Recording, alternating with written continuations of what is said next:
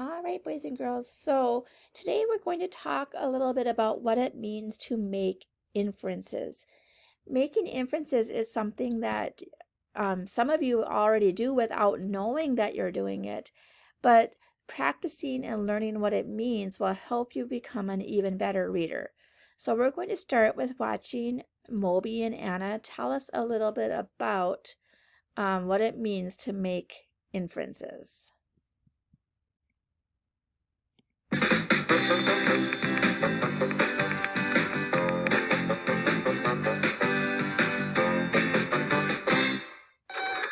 You wrote a story? I looked around the packed theater. My knees were shaking and my heart was pounding in my chest. I took a deep breath and closed my eyes. I pretended I was alone and played my violin. Great job, Moby. I really understood how nervous you were, even though you didn't say you were nervous. I made an inference. What is an inference? When you infer, you use clues and what you already know to come up with an idea.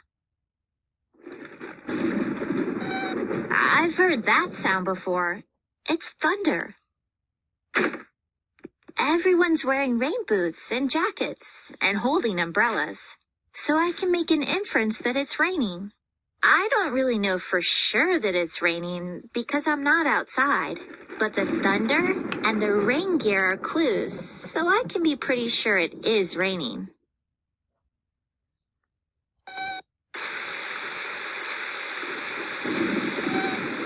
How can I make inferences when I read fiction?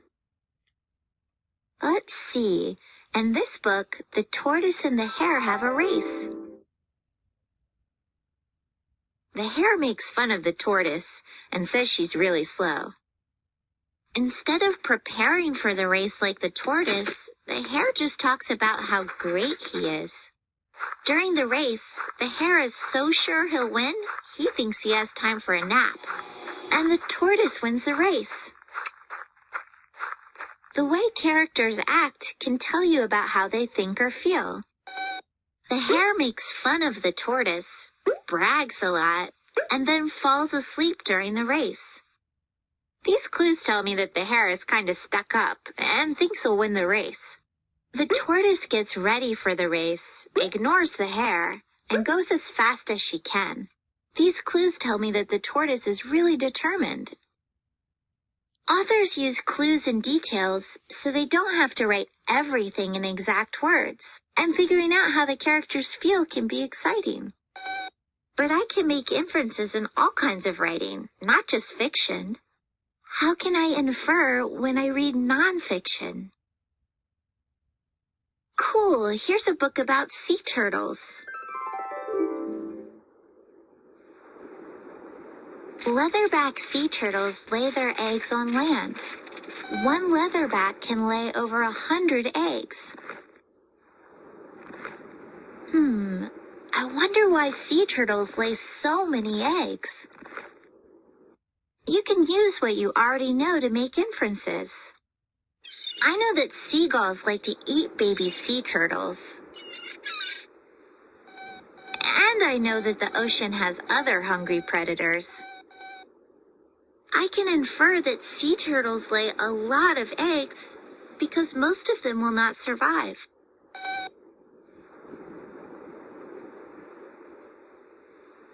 You can also use what you observe to make inferences.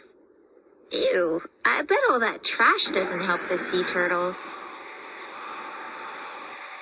Maybe that's one reason why they're endangered. I guess making inferences is like being a detective. You look for clues and put them together with what you already know to come up with an idea. I guess I can infer that it's time for lunch. Hey, wait for me. All right, so we are going to look at our little short story that we read yesterday called Home Sweet Home. And we're going to look at some of the commas and end marks as well as making some inferences. So let's first listen.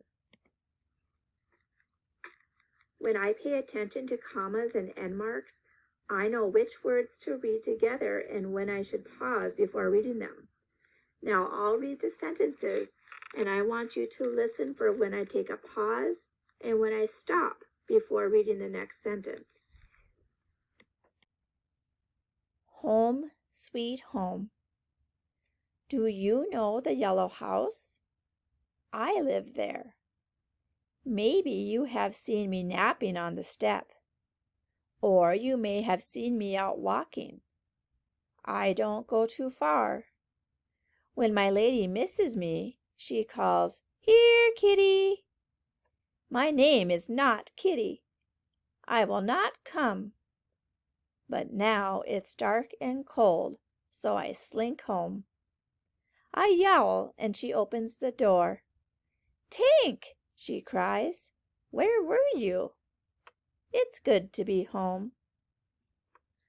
So just remember when you're reading to read fluently, when you see those ending marks such as question marks and periods, you need to have a stop before you read the next sentence. And when you see those little commas, like over here it says, "When my lady misses me, comma, she calls, comma." When you see those, it means to take a little pause or like take a little breath. So rather than saying, "When my lady misses me, she calls, 'Here, kitty,' you're going to take a little pause there. When my lady misses me, she calls, 'Here, kitty.'" Okay, so when you're reading your books, I want you to pay attention to those commas and end marks. But what I want us to do now is we're going to be looking at this as for making an inference. Remember, an inference is something that the author does not say outright, but instead something that we figure out about the story based on clues in the text. For example, I think that the cat likes to spend his nights at home. The text says that Tink doesn't go too far, and that Tink yowls so the lady will open the door. I think he doesn't like to get too far from the house because that is where he likes to be. And I want you to think about the story and if there are any other inferences you could make about either the lady or about Tink. One other thing that I noticed is over right here it says, "My name is not Kitty, I will not come." And then later it says Tink, and it's good to be home. So I can infer that Tink does not like to be called Kitty, and that will answer to his name because it says, "I will not come." So that's another inference I can make about Tink. All right, boys and girls, so now I want to talk about digraphs. And we've talked a little bit about digraphs, except for you didn't hear that word.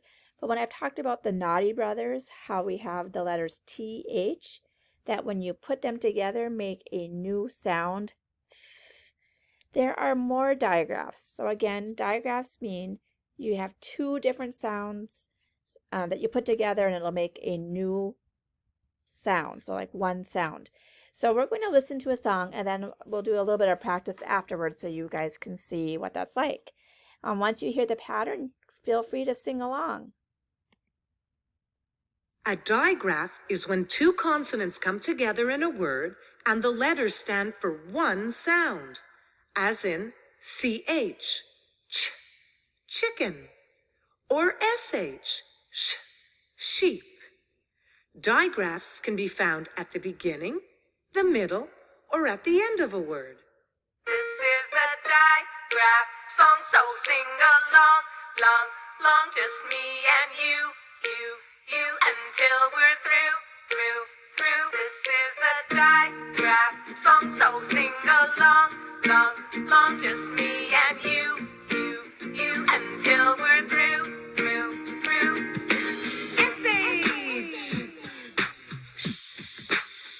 Oh, how I wish that I could fish. Oh, what a dish, I'd make that fish. This is a digraph song, so sing along, long, long, just me and you, until we're through. W-H! Wow! Please tell me where I can find a whale. I looked at the wharf for a long, long while.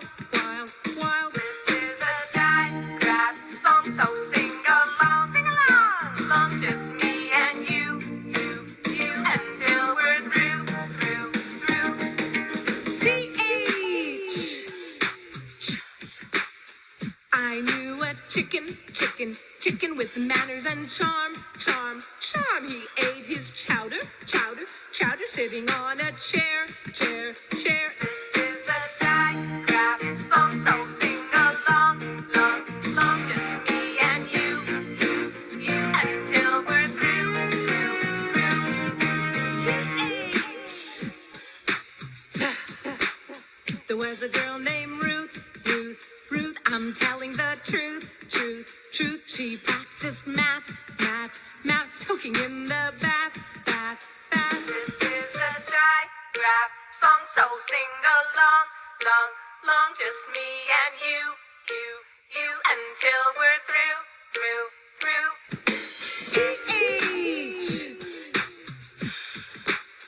There was this elephant who said this phrase. My name is Phil, but it was just a phase. This is a digraph song, so sing along, long, just me and you, until we're through. G-H!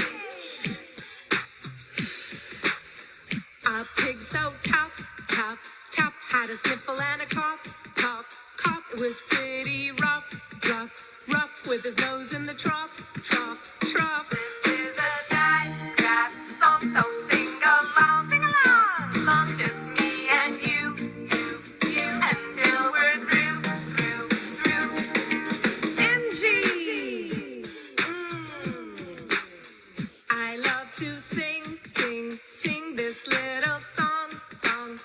When the bell goes ding, it's time to say so long. This is a digraph song, so sing along, long, just me and you, until we're through.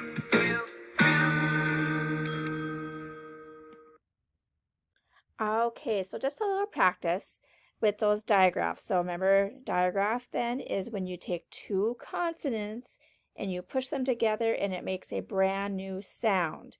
So S-H, sh, T-H, C-H, ch, P-H, W-H. The ones that we are mostly going to concentrate on is the SH, TH, and CH. But it's good to know some of these other ones as well for when we're practicing. So when you read them, you know how to read them. So let's take a look. This first one, shoe. What sound do you hear? Sh. Very good. It's sh, S-H. This one, phone. Which digraph do you hear? Phone. Very good. How about this one? This here, boys and girls, is called a thorn. Thorn. Yes, it's the Naughty Brothers. Here we have a chair. And the last one is whale. Whale. Very good. So that was just one practice. On Seesaw, you will see an activity where you'll practice just the three digraphs. So it'll have SH, TH, and CH for you to practice. So those are really important. You'll see lots of words, and again, that sound can come at the beginning, middle, or end of the word. Have a great day, guys. You guys have been doing a great job.